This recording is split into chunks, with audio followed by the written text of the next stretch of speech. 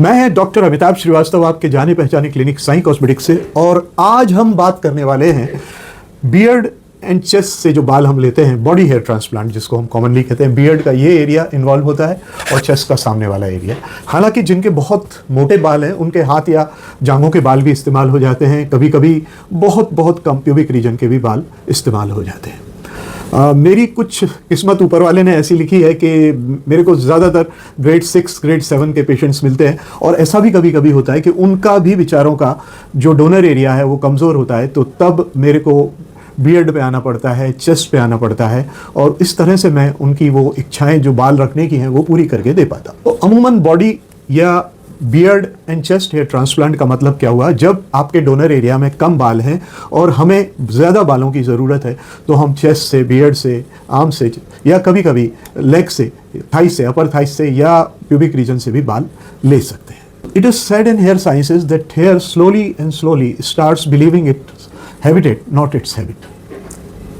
इसका मतलब ये हुआ कि 2 से 3 साल के बाद अमूमन जो आपका बियर्ड का बाल है वो सर में पहुंचने के बाद थोड़ा थोड़ा सर के बाल जैसा बिहेव करना शुरू कर देता है। अमूमन 2 तरह के बालों की बात करूंगा। Beard hair which are very strong, जिनका सर्वाइवल रेट बहुत हाई होता है, और दूसरे होते हैं चेस्ट के हेयर जो थोड़े पतले होते हैं और सॉफ्ट होते हैं, और इनका survival rate as compare to the beard hair is low.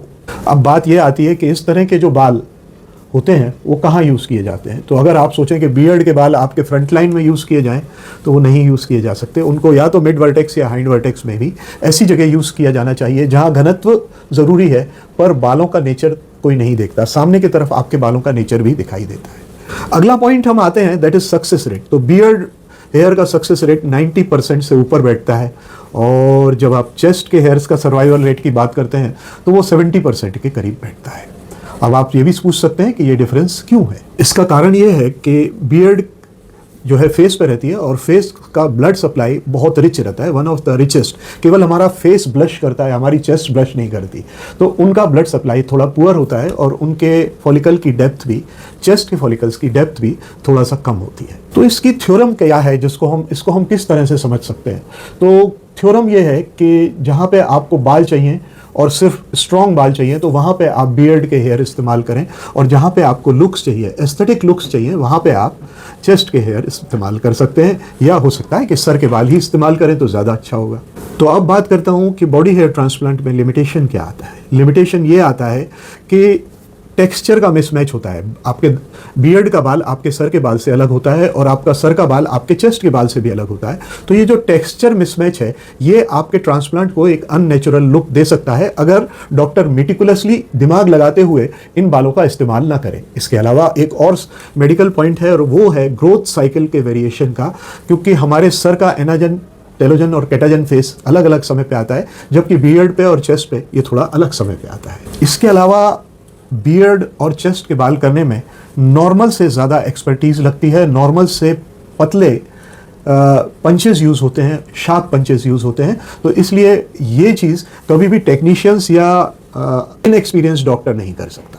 Body hair transplant means beard और चेस्ट के hair transplant, they are not a replacement, they can be used as a support system. अगर replacement थोड़ा कम पड़ रहा है तो फिर हम उनको यूज़ करें तो ज़्यादा अच्छा है। तो दोस्तों, अब बात करूंगा कि इनके लिए सूटेबल कैंडिडेट्स कौन से हैं। ऐसे सूटेबल कैंडिडेट्स वो होंगे जिनका खुद का डोनर एरिया कम है, या जो पहले ही 1-2 हेयर ट्रांसप्लांट अपने नॉर्मल डोनर एरिया से करवा चुके हैं, तो ऐसे लोगों के लिए ये एक बून है। या फिर ऐसे लोग जिनका बॉल्डनेस बहुत ही ज़्यादा एडवांस है, नॉर्वुड 6-7 को टच कर रहा है, उनके लिए भी बियर्ड एंड चेस्ट के हेयर लिए जा सकते हैं।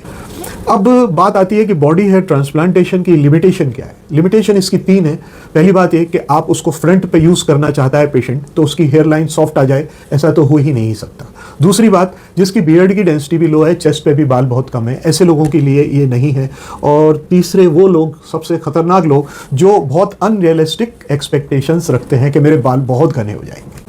इनके बारे में कॉमन मिथ्स क्या है? लोग बाग सोचते हैं कि बॉडी के हेयर भी सर पे लग जाएंगे तो सर के जैसे हो जाएंगे। नहीं, वो कुछ सर के जैसे हो जाएंगे, वैसे कभी नहीं होंगे। ये एक अनलिमिटेड डोनर सोर्स है? नहीं, ऐसा भी नहीं है। आपके बियर्ड में सिर्फ इस फ्रिंज एरिया को यूज़ किया जा सकता है, जो कि लिमिटेड सोर्स नहीं है। अगर पूरे बाल यहाँ से निकाल लिए तो आप फिर से अजीब लगने लगोगे। और इसके अलावा कि इनका बालों का texture same as your hair of the head है या स्कैल्प है, ऐसा भी गलत है। ये तीनों मिथ गलत है, इस पे विश्वास मत करिए। तो बॉडी एंड बियर्ड हेयर बहुत अच्छा टूल है हेयर ट्रांसप्लांट के लिए, और ये सच में आपको अच्छे रिजल्ट्स दे सकते हैं, पर इसके साथ ज़रूरी है कि आपका सर्जन बहुत एक्सपीरियंस्ड हो और उसके हाथों में वो स्किल हो जो वो ये काम कर सके। तो हेयर ट्रांसप्लांट में ये मान के चलिए कि बहुत सारे बाल लग जाएं, ये नहीं है। राइट काइंड का हेयर राइट प्लेस पे लग जाए, वह ज़्यादा सही है। साई कॉस्मेटिक्स में मैं हर महीने ही 5-6 केसेस करता हूँ, जिसमें मैं बियर्ड भी यूज़ करता हूँ, चेस्ट भी कई बार यूज़ करता हूँ, और उनको बहुत अच्छे रिजल्ट्स दे पाता हूँ। ईश्वर की कृपा है। आपकी ऐसी ज़रूरत हो तो मेरे को ज़रूर कॉन्टेक्ट करिए।